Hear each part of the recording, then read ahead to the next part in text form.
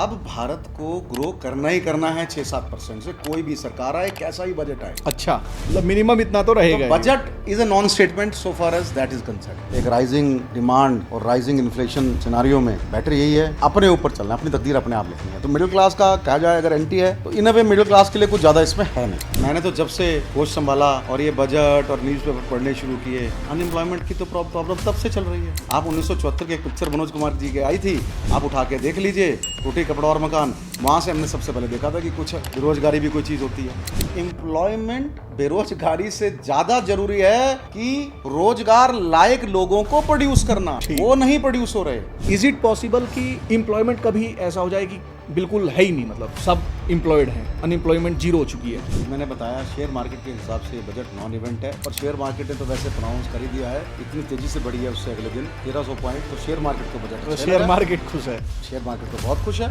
ठीक। ये जो बजट है उससे मिडिल क्लास पे बहुत ज़्यादा टैक्स बर्डन बढ़ गया है। मिडिल क्लास के देखिए कहाँ पे बढ़ा है टैक्स बर्डन, बताइए मेरे को। लेकिन लोअर मिडिल क्लास का टैक्स ही जीरो है। वो कितनी प्रॉपर्टियां खरीदती है आप मुझे बता दीजिए। आप सब कोई डायरेक्ट रिस्पॉन्सिबिलिटी नहीं लेता, सानू की फर्क पहनता है। बस तुम तो सरकार के दिमाग बन गए हो, नौकरी तुम्हारी कोई निकाल नहीं सकता। 60 साल तक हुई बस, इसलिए तो सर देखिए ना, आप इंडिया में सरकारी कोई नौकरी निकलती है, पियोन की भी पीएचडी वाले अप्लाई करते हैं। तो अगर विपिन सर को ये बजट बनाना होता तो ऐसी क्या चीज़ें होती जो आप इसमें ऐड करते, और साथ में ऐसी क्या चीज़ होती जिसे आप रहने देते कि इसकी जरूरत नहीं है, इसे हटाओ? सेकंड, जीएसटी रेशनलाइजेशन बहुत इंपॉर्टेंट है। हमारे यहाँ पे जिस जीएसटी में बहुत डिस्पैरिटी है, 24% ये और नीचे में 0, यहाँ पे एक रैशनलाइजेशन चाहिए। नई सिटीज़ बनाई जाएँ 12-15, उनके लिए बजट रिएलोकेशन हो, और 20 साल का उनका विजन हो, दुबई जैसी सिटीज़, जिससे कि हमारे यहाँ पे कंस्ट्रक्शन का बूम होगा, एम्प्लॉयमेंट जनरेट होगी, नए नए सेंटर्स, मॉडर्न सेंटर्स बनेंगे और ओवरऑल ग्रोथ आएगी। अक्सर में इंडिया में की भी क्या प्रॉब्लम है, इंडिया में जो लोग कहते हैं कि हमसे टैक्स तो इतना ज़्यादा लिया जाता है और डेवलपमेंट में सुविधाएं नहीं मिलती, उसका कारण मोर ऑफ एडमिनिस्ट्रेशन।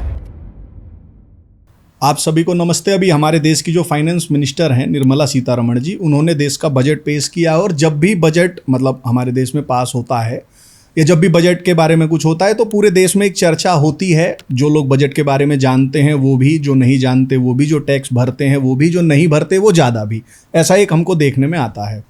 तो हमने सोचा कि इस टॉपिक पे बात करने के लिए हमारे साथ कोई जो एज एन अथॉरिटी बात कर सकें, जिनको बजट क्या होता है, टैक्स क्या होता है, शेयर मार्केट क्या होती है, ऐसी सब चीज़ें पता हो, उसके लिए आज हमारे साथ बात करने के लिए नारनोलिया लॉन्गव्यू ग्रुप के जो इन्वेस्टमेंट बैंकिंग के एमडी हैं मिस्टर विपिन अग्रवाल सर आज हमारे साथ हैं। सर वेलकम, आपने हमें टाइम दिया।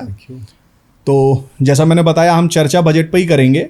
तो पहले तो मतलब बहुत सारी चीज़ें हम डिस्कस करेंगे, बट अगर मैं आपसे पूछूं कि इस बजट के बारे में आपका एक ओवरव्यू मतलब क्या है, सारी चीज़ें जैसे कैसे देखते हैं, तो थोड़ा अगर आप बताना चाहें। देखिए, ये बजट एक पोस्ट इलेक्शन बजट है, एक कोएलिशन पॉलिटिक्स का बजट है, उसके ऊपर एक स्टेटमेंट है ये, ठीक है। तो कोएलिशन पॉलिटिक्स में आपको बहुत लोगों को खुश भी करना है, एटलीस्ट उनको नाराज नहीं करना है। तो ये उस तरह का बजट है, उस तरीके का। तो जैसा आपने बताया कि पोस्ट कोलिशन बजट है और गठबंधन की सरकार है, सबको खुश भी करना है। बिल्कुल। तो 2023-24 के बजट से ये 24-25 का बजट काफ़ी अंतर इसी चीज़ में दिखता है। बिल्कुल। अब जैसे बजट आता है तो टैक्सेस वगैरह भी जब सब होते हैं तो ऐसा बताते हैं कि देश की ग्रोथ के लिए सब चीज़ें ज़रूरी होती हैं। तो ये जो बजट है और जो भारत की जो ग्रोथ रेट है, उसको आप कैसे देखते हैं कि ये बजट उस ग्रोथ में कितना हेल्पफुल होगा? जैसे आपने बताया कि ये, मैं बताता हूँ आपको, अब भारत का एक साइकिल होती है, जिसको कहते हैं ना स्ट्रगलिंग साइकिल, उससे वो बाहर आ चुका है। अब भारत को ग्रो करना ही करना है 6-7% से, कोई भी सरकार आए, कैसा ही बजट आए। अच्छा। क्योंकि आप थोड़ी देर के लिए उदाहरण के तौर पे, अब आप सपोज अब आप एक मिडिल क्लास का घर है, मिडिल क्लास से एग्जांपल लेते हैं, आजकल मिडिल क्लास की बड़ी चर्चा हो रही है कि नाराज़ है मिडिल क्लास। अब आपका मान के चलो 1 लाख की सैलरी है, आपने अपने घर में एक एयर कंडीशनर लगवा लिया, टीवी लगवा लिया, कार ले ली, क्या इनको अब चलाना बंद कर देंगे आप? बिल्कुल नहीं। तो इनके ऊपर तो वो बेसिक खर्चा करेंगे, ठीक है, राइट। तो अब वो खर्चे तो होने ही होने हैं, तो वो जो कंजम्पशन है और वो एक बेसिक स्टैंडर्ड ऑफ लिविंग जो है ना, वो लोग अब मेंटेन करने की पूरी कोशिश करेंगे, ठीक, नो डाउट। उनमें से कुछ थोड़ा जो ज़्यादा अफेक्टेड हैं वो सिस्टम से बाहर निकलेंगे तो उससे नए ऐड हो जाएंगे। तो अब इंडिया की ग्रोथ इन चीजों से कम नहीं होनी, मतलब बढ़ेगी ग्रोथ। मतलब मिनिमम इतना तो रहेगा। Budget is a non statement so far as that is concern regarding the growth of country. Yes. So ये बजट कुछ ऐसा दिख रहा है कि this is anti middle class, क्योंकि लोगों को बड़ा मतलब टैक्सेशन स्लैब बढ़ा दिया एंड बड़ा इफेक्ट पड़ा है। देखिए ऐसा है, मिडिल क्लास की अपनी एक लड़ाई है, उसको हर जगह से पिसना है। आप मुझे बता दीजिए कौन सा बजट लास्ट 30 साल की हिस्ट्री में, 40 साल में जो एंटी मिडिल क्लास नहीं रहा, राइट? मिडिल क्लास हो या कोई भी क्लास हो, हम सबको अपनी मेहनत से आगे बढ़ना है। इस कंट्री में राइजिंग डिमांड है हर चीज़ की, कंजम्पशन डिमांड है, राइट? लार्जेस्ट वर्किंग पॉपुलेशन है, लार्जेस्ट यंग वर्कफोर्स है। तो हम सबको तो अपनी किस्मत अपने हाथों से लिखनी है। टैक्स से किसी ने 10-15 हज़ार 20 हज़ार फालतू लगा दिया या छोड़ दिया, उससे क्या फ़र्क पड़ेगा आप मुझे बताइए। एक राइजिंग डिमांड और राइजिंग इन्फ्लेशन सिनारियो में बेटर यही है कि हमें अपने ऊपर चलना है, अपनी तकदीर अपने आप लिखनी है। तो मिडिल क्लास का कहा जाए अगर एंटी है तो इन अ वे मिडिल क्लास के लिए कुछ ज़्यादा इसमें है नहीं। अच्छा, एक सर जैसे हम देखते हैं मतलब पिछले 10 साल से कि स्टेबल गवर्नमेंट है देश में, मतलब 11 साल हो गए।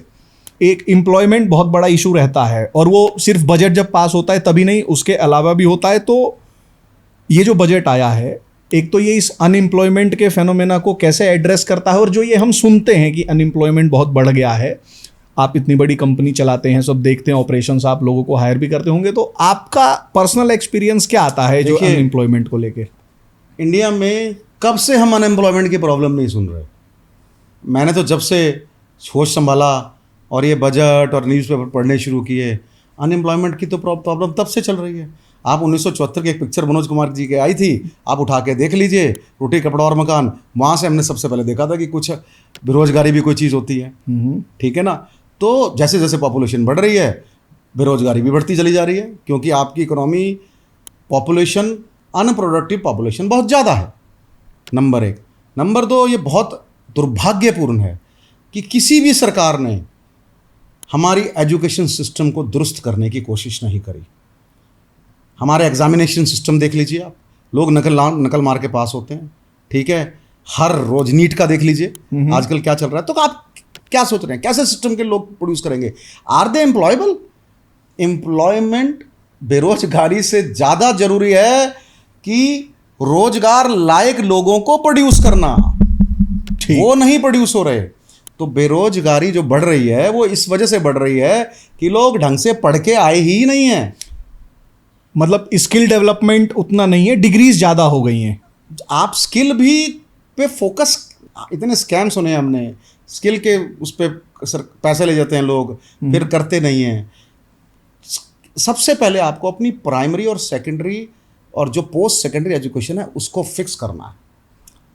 फिक्स, अगर मतलब थोड़ा सा इसमें मैं आपसे जानना चाहूँ कि किस प्रकार की चीज़ें जैसे ऐड की जा सकें एजुकेशन में जो ये एम्प्लॉयमेंट। देखिए, सबसे पहले practical education right from the word go, that means childrens have to be taught concept by examples, by experimentation, not by theory books.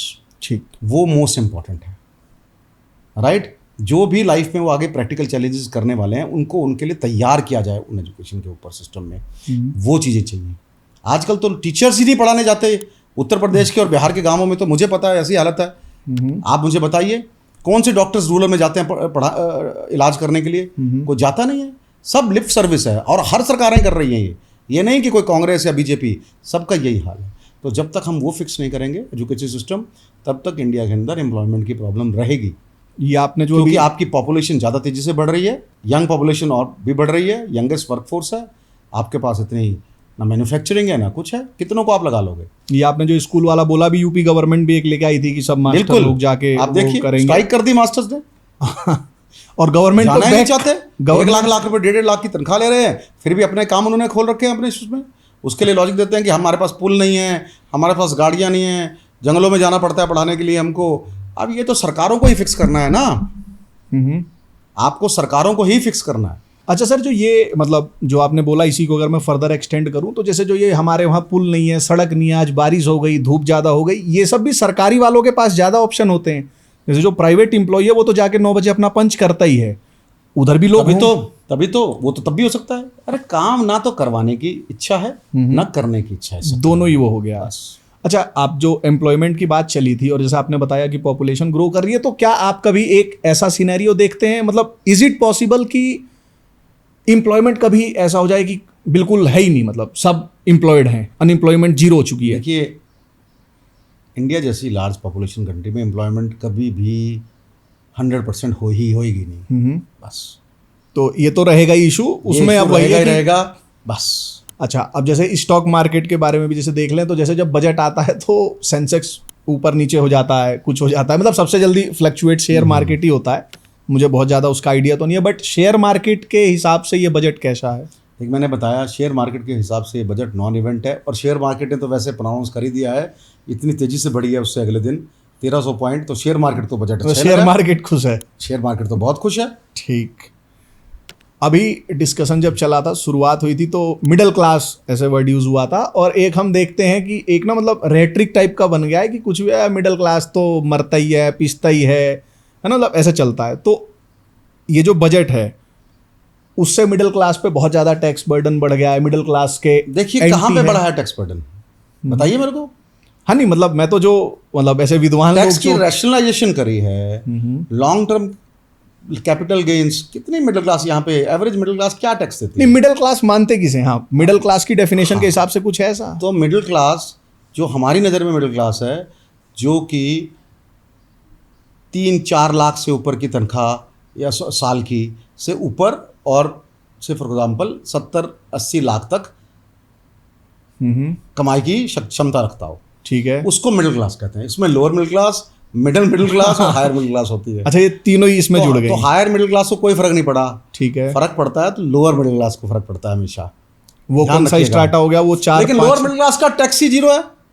वो कितनी प्रॉपर्टियां खरीदती है आप मुझे बता दीजिए आप। नहीं, तो जो लोग रो रहे हैं, जो माहौल बना रहे हैं कि टैक्स बढ़ गया है, मिडिल क्लास माहौल बनाया गया है ज़्यादा, मुझे नहीं फर्क पड़ता। मिडिल क्लास को हमेशा पिसना है, वो पिसती रहेगी, लेकिन बढ़ती भी रहेगी साथ साथ। ठीक है, उसकी कंट्री की ग्रोथ से उसका कनेक्शन है बस। जो अभी एम्प्लॉयमेंट की बात चल रही थी, तो अभी कुछ बता रहे हैं कि स्टार्टअप्स वगैरह के लिए इस बजट में कुछ है? हाँ, तो स्टार्टअप्स के लिए उन्होंने रूल्स की कुछ रैशनलाइजेशन करी है। Something angel tax abolition, angel tax को एबॉलिश किया है, जो कि एक बड़ा रेट्रोग्रेड टैक्स था कि भाई कंपनीज को अपनी ग्रोथ के लिए पैसा चाहिए। तो सपोज एक 4 आदमियों ने IIT से निकले या किसी अच्छे इंजीनियरिंग कॉलेज से, उन्होंने अपने आइडिया से एक अपनी एसोसिएशन बनाई, उन्होंने नौकरी नहीं करी, उन्होंने वो एसोसिएशन बनाई, तो उसकी एक स्टार्टिंग वैल्यू है। इनकम टैक्स ने कहा कि उसकी कोई वैल्यू नहीं, अगर उस वैल्यू पे कोई पैसा इन्वेस्ट करेगा तो मैं कंपनी पे टैक्स लगा दूंगी, उसकी इनकम मानूंगी। ये कैसे पॉसिबल है? रेट्रोग्रेड था, वो अच्छा किया, हटा दिया गया। तो इससे मतलब जो एंटरप्रेन्योर्स हैं उनको फायदा होगा, और जो स्टार्टअप कल्चर को भी वो मिलेगा। अच्छा, एक बहुत सिंप्लीफाइड उसमें अगर मैं कहूँ आपसे, जैसे एक लाइन में, तो एक ये एंटरप्रेन्योर कहते किसे? जैसे पिछले 10 साल से टेक्नोलॉजी एंटरप्रेन्योर उसको कहते हैं जो अपना ही कुछ व्यापार करने का जज्बा रखता हो, ठीक, अभी और करता हो, ठीक। और एंजल इन्वेस्टर? एंजल इन्वेस्टर जो जब भी कोई आइडिया शुरुआत में एक बिजनेस बन रहा हो, उसमें वो पैसे से सपोर्ट करे, उसके जज्बे में जो जान लगा उसके देता है, जज्बे में जान लगाए पैसे से, उसको एंजल इन्वेस्टर बोलते हैं। ठीक। अभी सर जैसे टैक्स की बात चली कि स्लैब बढ़ा घटा है, एक हम वर्ल्ड वाइड फेनोमेना देखते हैं, और जैसे जो इकोनॉमिस्ट्स भी हैं, जो फ्री मार्केट इकोनॉमिक्स के करीब हैं, उन लोगों का एक आर्गुमेंट होता है कि जो काम गवर्नमेंट 1 रुपये में करती है, प्राइवेट प्लेयर उसको हाफ में करता है। इससे आप कितना एग्री करते हैं? मैं इससे बिल्कुल एग्री करता हूँ, और कई बार तो कई जगह सरकार, इंडिया जैसी सरकारों में एक वो 4 और 1 का रेशो है। ठीक, क्योंकि इसका कारण यही है, सरकारों में काम पॉलिसी मेज होता है, आराम, सब कोई डायरेक्ट रिस्पॉन्सिबिलिटी नहीं लेता, सानू की फर्क पहनता है बस। तुम तो सरकार के दिमाग बन गए हो, नौकरी तुम्हारी कोई निकाल नहीं सकता 60 साल तक हुई बस। इसलिए तो सर देखिए ना, आप इंडिया में सरकारी कोई नौकरी निकलती है, पियोन की भी PhD वाले अप्लाई करते हैं, PhD वाले भरते हैं, क्योंकि लोगों को काम नहीं करना है, दमाद अगर वो बनना काम है। करना चाहे तो बहुत अपॉर्चुनिटी है। ठीक। अच्छा, तो जो ये टैक्स से हमने बात की कि जो ये इनएफिशिएंसी वाली, एक हम अभी वर्ल्ड वाइड ट्रेंड देख रहे हैं, और इंडिया में भी अब सुगबुगाहट दिखती है कि मतलब गवर्नमेंट का जो बेसिक काम था वो था कि हेल्थ दे दे, सिक्योरिटी दे दे, बेसिक इंफ्रास्ट्रक्चर दे दे। अभी गवर्नमेंट आपको चावल भी दे रही है, मतलब बहुत कुछ करने लगी है। तो कई कंट्रीज में तो टैक्सेशन लगभग 50-60% तक हो गया है, इवन दो इंडिया में अभी 30% ही डायरेक्ट जो टैक्स ले रहे हैं सैलरी पे। तो ये इंडिया में भी आपको दिख रहा है कि अगर जैसे गवर्नमेंट बहुत ज़्यादा सेंट्रलाइज्ड होगी तो टैक्सेशन इधर भी बढ़ेगा? देखिए ऐसा है, कोविड के बाद बहुत लोगों के लाइवलीहुड्स खत्म हो गए और सप्लाई चेन्स पूरे वर्ल्ड वाइड जो हैं डिस्टर्ब हो गई। उसकी वजह से एक जनरल महंगाई बढ़ गई कोविड के बाद, और बहुत गरीब देशों में, गरीब परिवारों में उनको अफोर्ड करना भी मुश्किल हो गया। इसलिए सरकारों की ज़रूरत थी उनके इस बर्डन को, डेली फाइट के बर्डन को कम किया जाए। तो इसलिए वर्ल्ड वाइड सरकारों ने इसके लिए काम किया है और उस वजह से फिस्कल डेफिसिट्स बढ़े हैं, कॉस्ट के प्रेशर्स आए हैं। अब वो सरकारों को कहीं से तो पैसा करना ही पड़ेगा। प्लस इंडिया इस मामले में बहुत सौभाग्यशाली है क्योंकि इंडिया चावल, गेहूँ, चीनी, इन सब में बहुत बड़ा सरप्लस है अभी तो देश है इसकी प्रोडक्शन के अंदर। तो उसको भी उससे बहुत बेनिफिट इंडिया को हो। लेकिन बहुत सारी ऐसी छोटी कंट्री है जहाँ पे ये चीज़ें होती नहीं है, उनको इम्पोर्ट पे डिपेंडेंट रहना है। बिल्कुल ठीक है, तो वो वहाँ के उनके अपने अलग चैलेंजेस होते हैं। ठीक है। अभी जो सर जैसे ये बजट आया है तो पूरे भारत में जो इंडस्ट्रीज वगैरह हैं वो इफेक्ट तो उस पर पड़ेगा ही। अगर मैं आपसे पूछूं कि स्पेसिफिकली जैसे कुछ इंडस्ट्रीज और कौन सी तरीके की कंपनीज हैं जिनके ग्रो होने के चांसेस ज़्यादा हैं? डिफेंस और रेलवेज तो प्राइम सेक्टर है। अच्छा, और ये आगे आने वाले, अब मोदी जी की सरकार होपफुली 5 साल चले और कोई भी सरकार है इनको काम करना पड़ेगा इनके ऊपर, डिफेंस और रेलवेज पे। तो ये बहुत बड़े एम्प्लॉयमेंट सेक्टर्स होते हैं। Railways already one of the biggest employers है, डिफेंस भी कितना बड़ा एम्प्लॉयर है। तो ये एक डायरेक्ट फ्रंट एंड पे एम्प्लॉयमेंट की अपॉर्चुनिटी के लिए भी पुश करने के लिए सेक्टर्स हैं। तो इनमें इंडिया की मैन्युफैक्चरिंग भी आएगी। तो ये सेक्टर्स बहुत ज़्यादा ग्रो करने वाले हैं, डिफेंस और रेलवेज। और उसके बाद रिन्यूएबल एनर्जी में सोलर और न्यूक्लियर, इसमें बहुत ज़बरदस्त अपॉर्चुनिटीज़ हैं बढ़ने की। यस, ठीक। और कोई ऐसी पर्टिकुलर इंडस्ट्री जिसके डाउन के भी चांसेस दिख रहे हैं? क्योंकि सपोज अगर सोलर बढ़ रहा है, ग्रीन एनर्जी बढ़ रही है तो करेक्ट।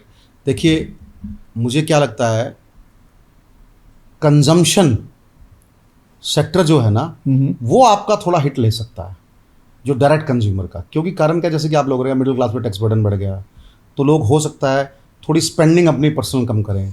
तो स्पेंडिंग कहाँ करता है आदमी रेगुलर? खाने पीने की चीज़ों पे, हाई एंड कारों पे, इन पे करता है। वहाँ पे हो सकता है कलेक्टिवली थोड़ा सा कमी आ जाए।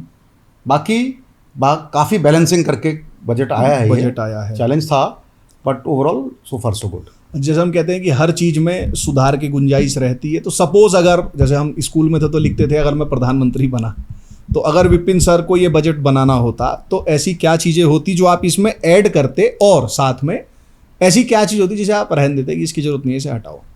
देखिए वैसे तो बहुत कुछ है, मैं टैक्सेस ही हटवा देता। अच्छा, जीरो टैक्स। लेकिन वो तो बड़ी सेल्फिश होता क्योंकि सरकार नहीं, दुनिया मतलब देश आपको फाइनेंस मिनिस्टर देख रहा है, अगर आप ये वादा कर दें तो टैक्स की रैशनलाइजेशन में से ज़्यादा क्या इंपॉर्टेंट है, consistency of tax, so that लोग अपनी प्लानिंग कर सके। तो टैक्स रिजीम मेरे हिसाब से एनुअल नहीं होना चाहिए, 5 साल 10 साल का होना चाहिए। तो कोई भी आदमी इंडिया में इन्वेस्ट करना चाह रहा हो या अपनी प्लानिंग करना चाह रहा हो, उसके सामने एक डायरेक्शन होती है, यार मैं 5-7 साल के लिए प्लानिंग करूँ कि 10 साल तक टैक्स यही रहेगा, तो मैं उस हिसाब से अपने बिजनेस की भी प्लानिंग करूँ, वही मैं पॉलिसीज़ लगाऊँ। एक वो है। सेकंड, जीएसटी रैशनलाइजेशन बहुत इंपॉर्टेंट है। हमारे यहाँ पे जिस जीएसटी में बहुत डिस्पैरिटीज़ हैं, 24% ये और नीचे में 0, यहाँ पे एक रैशनलाइजेशन चाहिए ही चाहिए। क्रॉस सब्सिडाइजेशन थोड़ी सी कम होनी चाहिए सेक्टर्स की। तीसरा, एक इनिशिएटिव हमारे यहाँ पे आपने देखा होगा, रूरल से अर्बन माइग्रेशन बहुत ज़्यादा है, ठीक है, और बड़ी बड़ी सिटीज़ भी अनप्लान्ड तरीके से ग्रोथ कर रही हैं। नई सिटीज़ बनाई जाएँ 12-15, उनके लिए बजट रिएलोकेशन हो और 20 साल का उनका विजन हो, दुबई जैसी सिटीज़, जिससे कि हमारे यहाँ पे कंस्ट्रक्शन का बूम होगा, एम्प्लॉयमेंट जनरेट होगी, ठीक है, नए नए सेंटर्स, मॉडर्न सेंटर्स बनेंगे और ओवरऑल ग्रोथ आएगी।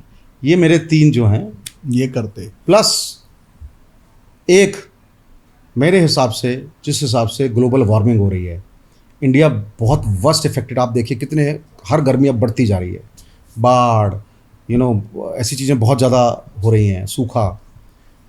मेरे हिसाब से इंडिया को अपने कार्बन फुटप्रिंट को कंट्रोल करने की बहुत ज़रूरत है, और एक अपने कार्बन फुटप्रिंट कम करने के लिए सबको एक इंडिया में एक पॉलिसी की ज़रूरत है। ठीक है, इसी से रिलेटेड 2 क्वेश्चन है। पहला, जैसे आपने बताया दुबई जैसी 20-25 ऐसी स्मार्ट सिटीज़ बनाते, तो दुबई में ऐसा जैसे क्या है, मतलब मुझे जैसे आज तक समझ देखिए, दुबई में सबसे इम्पोर्टेंट ये है कि अक्सर में इंडिया में भी क्या प्रॉब्लम है, इंडिया में जो लोग कहते हैं कि हमसे टैक्स तो इतना ज़्यादा लिया जाता है और डेवलपमेंट में सुविधाएं नहीं मिलती, उसका कारण मोर ऑफ एडमिनिस्ट्रेशन है, इम्प्लीमेंटेशन है और करप्शन है।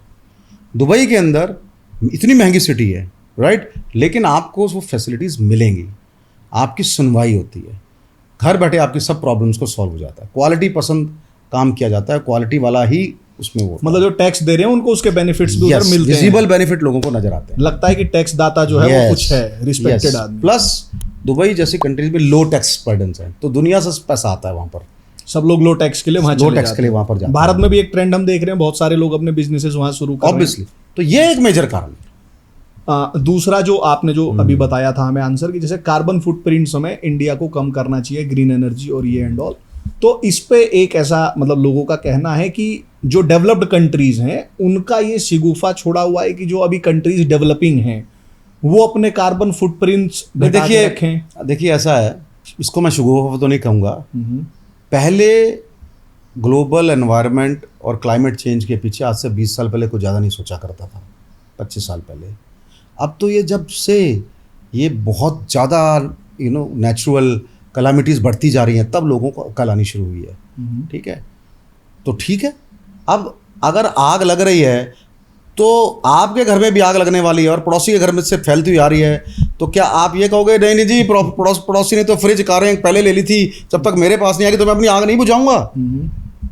आपको भाई वो करना ही पड़ेगा, आपको अपने घर को प्रोटेक्ट करना है, राइट। अब जो है सो है, रीसेट है, ठीक है, वो ठीक है, कंसल्टेटिव प्रोसेस से आप उनसे इंटर गवर्नमेंटल मैकेनिज्म है क्लाइमेट चेंज के ऊपर, वहाँ पे आप अपनी बात रखिए, उनसे कुछ कॉम्पनसेशन ले लीजिए रिच कंट्री से, लेकिन ये रिवर्सिबल है, अगर फिर तो बहुत बुरी हालत होने वाली है, सबसे ज़्यादा उनको फर्क पड़ेगा, ठीक है, छोटी कंट्रीज़ को। 2 क्वेश्चंस के साथ हम एंड करेंगे। एक, जैसे बातचीत में आपने बताया कि इंडिया में भी टू मच गवर्नमेंट है, जैसे कुछ लोग तो मतलब जब लॉलेसनेस या जैसे बहुत सारे ऐसे जो प्रोटेस्ट्स वगैरह हुए जो एक तरीके से वो रैंसम ही मांग रहे थे, उसको लोगों ने यहाँ तक बोला कि India is suffering from too much democracy. तो हम टू मच डेमोक्रेसी पे नहीं जाते, बस टू मच जो गवर्नमेंट है, इसे आप कैसे देखते हैं और क्या इन फ्यूचर आपको दिख रहा है कि ये टू मच गवर्नमेंट वाला ट्रेंड घटे थोड़ा बहुत? इंडिया में ये गवर्नमेंट ये घट ही नहीं सकता है, क्योंकि जहाँ पे इतनी चाहत है सरकारी नौकरियों की, राइट, यहाँ पे भी सरकार आती हैं, नई पार्टीज आती हैं, नई सरकार बनाती हैं, तो वो अपनी रिक्रूटमेंट करती हैं, तो कहीं ना कहीं तो उनको लगाना ही पड़ेगा, तो गवर्नमेंट डालते जाओ, वो नहीं कभी इंडिया में कम हो सकता। ठीक है, टू मच गवर्नमेंट रहेगा ही। यस, ठीक। और एक लास्ट ये है कि जैसे शेयर मार्केट अभी बहुत देखते हैं हम लोग, बहुत अब तो बहुत सारे लोग मतलब गांव के लोग भी अपना अकाउंट बना के उस पर SIP डाल रहे हैं, सब कुछ कर रहे हैं। तो एक ऐसा एक .com बबल आया था, मतलब इंटरनेट वाला जब हुआ था बहुत पहले 2000 में, सन 2000 में, फिर 2008 का रिसेशन। तो जो अभी का प्रेजेंट जो शेयर मार्केट है पूरा, ये ऑर्गेनिक ग्रोथ ही टाइप की है या कुछ मतलब ऐसा पम्प्ड अप ग्रोथ टाइप भी? देखिए, मेजर कारण इंडिया के अंदर ग्रोथ का, अपार्ट फ्रॉम स्टेबल गवर्नमेंट रही है, पॉलिसीज़, इंडस्ट्रियल पॉलिसीज़ थोड़ी सी प्रेडिक्टेबल रही हैं, उसका फ़ायदा हुआ है। प्लस जो ये म्यूचुअल फंड्स में इन्वेस्टमेंट का कलेक्टिवली ज्ञान लोगों को मिल रहा है, वो बहुत पैसा इंडिया में, देखो सेविंग रेट्स पहले 30% था, ठीक है ना, तो वो पैसा कहीं ना कहीं तो चैनलाइज होगा, बैंकों में पड़ा रहता था पैसा जिस पे कुछ नहीं मिलता था, आज लोगों को मिलता है। मैं स्टॉक मार्केट में अगर 10 साल की प्लानिंग करके तो मुझे बैंकों में पैसा मेरा डबल या होगा, यहाँ पे मेरा 5 गुना 10 गुना हो सकता है। तो वो एक कलेक्टिवली वो पैसा इंडियन सिस्टम में आ रहा है, फ्लोज आ रहे हैं, इस वजह से मार्केट के अंदर ये ग्रोथ हो रही है और मुझे लगता है ये ग्रोथ होती रहेगी नियर फ्यूचर के अंदर। ठीक, मतलब कॉमन सिटीजन्स जो है वो भी पैसा डाल रहे हैं, अवेयरनेस बढ़ रही है, उससे फायदा है। तो ये टू मच गवर्नमेंट का जो आपने क्वेश्चन पूछा था, वो तो कम नहीं हो सकती, लेकिन उसके बैड इफेक्ट्स को कम किया जा सकता है यूज ऑफ टेक्नोलॉजी से। आप सब कुछ ट्रांसपेरेंट कर दो, सब कुछ टेक्नोलॉजी से कर दो, राइट, तो अपने आप ही उस गवर्नमेंट का इफेक्ट थोड़ा कम हो जाता है। ठीक, तो technology can be a boon for us, absolutely, और है भी हर चीज़ों में। एब्सोल्युटली। तो thank you sir so much for giving your Thank you, precious thank time you, and it thank was you very for- insightful discussion hope so we will continue this things look forward. Thank you sir. तो दोस्तों ये जो budget आया है और budget को अगर आपको आसान भाषा में समझना हो बेसिकली तो आप इस वीडियो से जो मोटे मोटे पॉइंट्स होते हैं हमने कवर करने का प्रयास किया ही है। और सर की आपने जो नॉलेज देखी, आप सर से किन टॉपिक्स पे चाहते हैं कि सर बताएं जिससे आपकी भी नॉलेज बढ़े, आप हमें कमेंट बॉक्स में ही बता सकते हैं। वीडियो आपको पसंद आई तो लाइक करें, अपने दोस्तों के साथ शेयर करें। Thank you so much.